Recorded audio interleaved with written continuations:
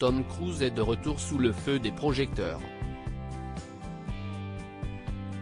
L'acteur, dont les 60 ans sont célébrés ce dimanche 3 juillet, est à l'affiche de Top Gun, Maverick, suite irrésistible des aventures du célèbre pilote de chasse. Pour cet événement, l'acteur américain a même monté les marches du Festival de Cannes en mai dernier et la star de l'événement, c'était bel et bien lui. Il faut dire que même la patrouille de France lui avait réservé une petite surprise aérienne à l'occasion de sa venue exceptionnelle à Cannes.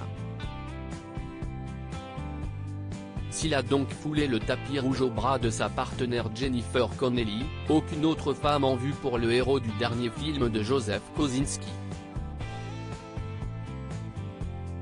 Tom Cruise a vécu plusieurs aventures avec des femmes au cours des dernières années mais, visiblement, aucune n'a valu le coup de se faire passer la bague au doigt.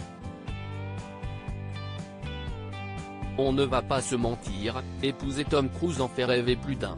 Mais l'idée n'est peut-être pas si géniale qu'on le pense.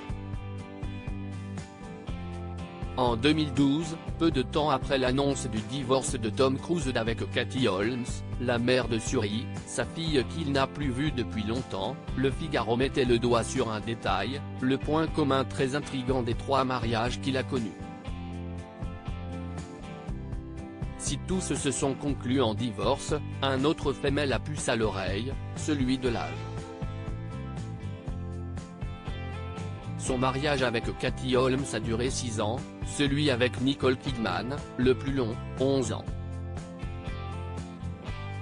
Son union avec Mimi Rogers, qui avait initié Tom Cruise à la scientologie au début de leur relation, n'a quant à elle pas dépassé le stade des 3 ans.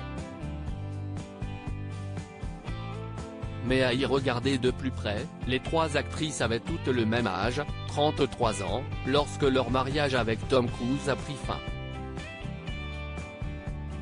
La scientologie, science très décriée puisque considérée comme une secte, a-t-elle un rapport avec ce constat?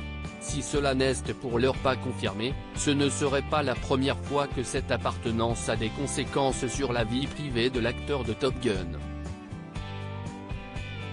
Lors de son divorce avec Nicole Kidman, une question d'éducation et de religion au sujet de leurs enfants, Isabella et Connor, en était la cause.